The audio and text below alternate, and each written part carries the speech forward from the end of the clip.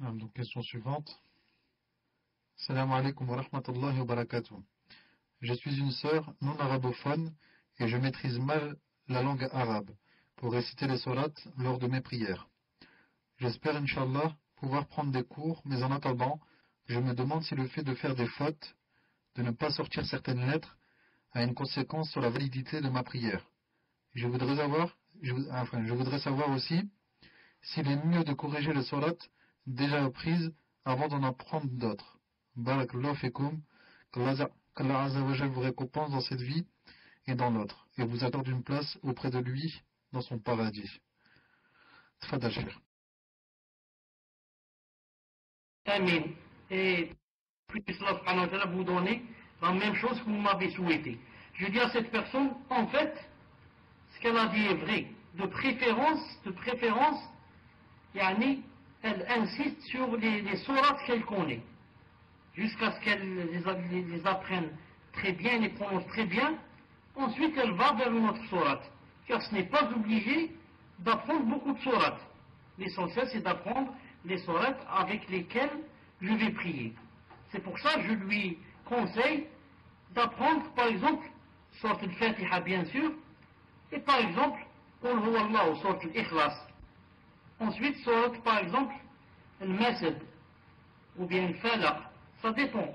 Pour elle, quelle est la sourate la plus simple. Non. Et comme ça, elle insiste sur ces deux sourates qu'elle va répéter tout le temps, jusqu'à ce qu'elle apprenne, par exemple, une troisième. Et le fait qu'elle ne prononce pas bien, ça n'invalide pas sa salat. Sa salat est toujours valide. Pourquoi? Car Allah Ta'ala dit dans le Coran, La yukallifu Allahu nafsan illa wus'aha. Allah Ta'ala ne demande pas à une personne de prendre, yani comme fardeau, plus qu'elle ne peut supporter. Vous remarquez par exemple, les reconvertis ou celles qui ne parlent que le français par exemple, ont des difficultés par exemple de prononcer le H. Le H en disant Alhamdulillah, Al-Ha. C'est difficile. Ils prononcent par exemple Kha. Ils disent Alhamdulillah, par exemple comme ça. Chez Allah subhanahu wa ta'ala, c'est valide. Pourquoi? Parce que la personne ne peut pas faire plus que cela.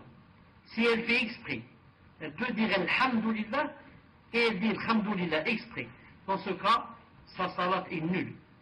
Mais tant que c'est tout ce qu'elle peut, Allah subhanahu wa ta'ala ne châtie jamais une personne pour une chose qu'elle ne peut pas faire. Pour une chose qu'elle ne peut pas faire. Mais comme j'ai dit, je lui conseille qu'elle insiste sur 2 ou 3 sourates comme ça, jusqu'à ce qu'elle les apprenne bien. Ensuite, Inch'Allah ta'ala, elle va vers de nouvelles sourates, bi'idhnillahi subhanahu wa ta'ala.